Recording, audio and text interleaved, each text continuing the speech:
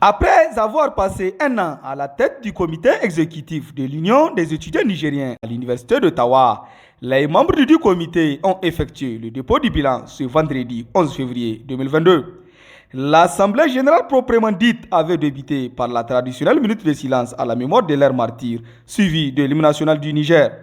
Le secrétaire général de l'UNUT a par la suite pris la parole pour faire étalage du bilan moral. La construction d'un atelier de renforcement de capacité pour les étudiants de la gestion hôtelière et touristique de l'UIT juste derrière cet amphithéâtre. Le paiement de la bourse des vacances 2019-2020, paiement de la bourse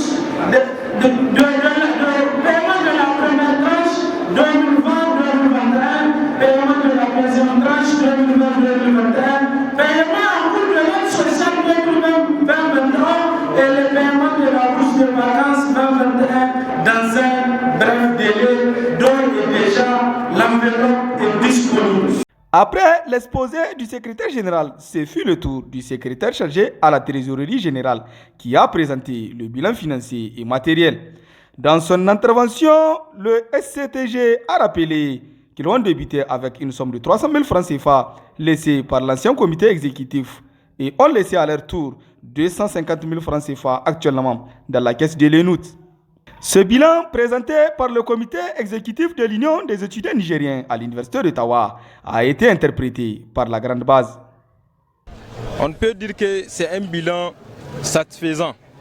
Satisfaisant du point de vue où si nous essayons de comparer ce bilan au bilan antérieur des autres comités exécutifs passés, on comprendra que réellement à l'UNUT il y a eu une sincérité dans la gestion et une honnêteté aussi dans cette même gestion-là.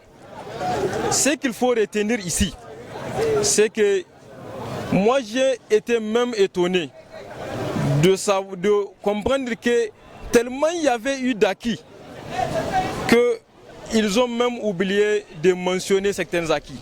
Ce comité exécutif qui vient de déposer bilan aujourd'hui est, à n'en point douter, un comité exécutif que l'ENUT n'a jamais connu. En tout cas, l'histoire, parce que nous étions là, ici, depuis un certain temps, l'histoire a montré que de par tous les comités exécutifs qui se sont précédés ici à l'ENUT, c'est le seul comité exécutif qui, la plateforme revendicative qu'elle avait posée au départ, a eu une satisfaction, si on peut le dire, à 80%. Nous avons ici à l'Université d'Ottawa vécu 12 mois de calvaire, 12 mois de démagogie et 12 mois de malhonnêteté et d'usurpation des acquis. Tout simplement pourquoi? Parce que à l'Université d'Ottawa, le comité exécutif s'est dérogé, ou si je peux le dire, s'est vu acquérir certains acquis qui ne sont pas les leurs, qui ne sont pas les siens. Effectivement, je vais citer le nouveau joyau qu'on a ici, qui a été fait par l'OIM. L'OIM qui a fait son projet, mais par malhonnêteté, le comité exécutif a, lors d'une assemblée générale, essayé de faire comprendre aux camarades nouvellement venus, parce que tout simplement ils ne maîtrisent pas la question, il a fait comprendre que c'est lui qui a monté un projet qui est parti à l'OIM, qui l'a défendu et par après ça a été financé. Ce qui n'est pas le cas. Le comité exécutif, dans sa soif de pouvoir, a d'une manière ou d'une autre sur le point syndical neutralisé tous les adversaires syndicaux. Tous les adversaires syndicaux, tout simplement parce qu'ils sont susceptibles de présenter des menaces lors des futures échéances électorales. Et on a vu un secrétaire général qui vient dire que un camarade étudiant lambda est parti dans le bureau du ministre.